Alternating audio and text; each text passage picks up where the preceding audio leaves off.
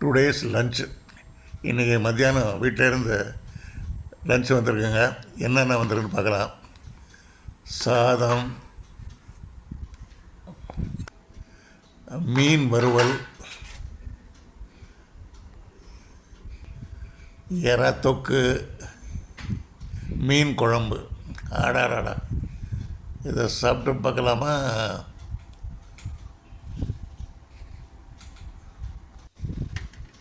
பிளேட்டில் சாதத்தை வச்சுட்டாச்சுங்க, போட்டுட்டாச்சு. ஃபஸ்ட்டு இந்த எறா தொக்கு தான் நம்மளுக்கு ரொம்ப பிடிச்ச ஐட்டம்.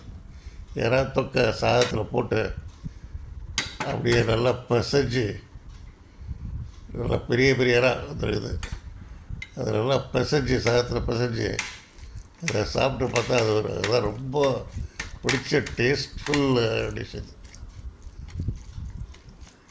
மசாலாலாம் சேர்ந்து எறா எல்லாம் சேர்ந்து சாப்பிட்றதுக்கு அவ்வளோ டேஸ்ட்டாக இருக்குது. ஓகே, நெக்ஸ்ட்டு ஃபிஷ் ஃப்ரை சாப்பிட்லாம்.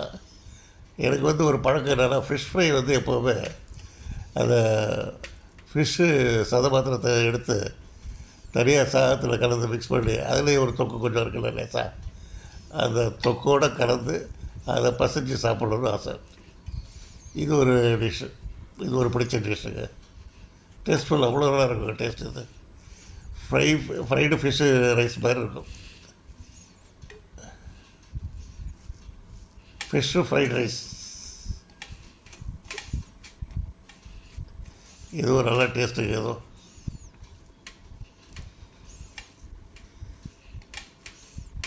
இதெல்லாம் பாட்டி காலத்து பழக்கம். அதெல்லாம்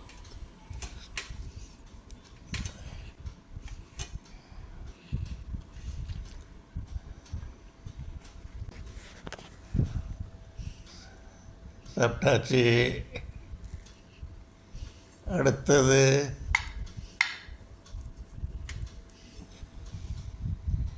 மீன் குழம்பு போட்டுக்கலாங்க.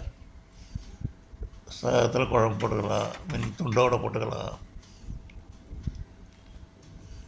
மீன் குழம்பை ஊற்றிக்கலாம்.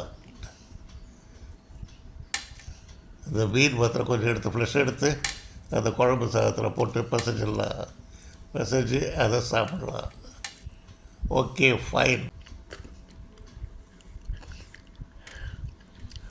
இப்போ ஃபிஷ் ஃப்ரை ஒரு சின்ன பீஸ் எடுத்து சாதத்தில் வச்சு அப்படியே பசைஞ்சு சாப்பிட்டு பார்க்கலாங்க.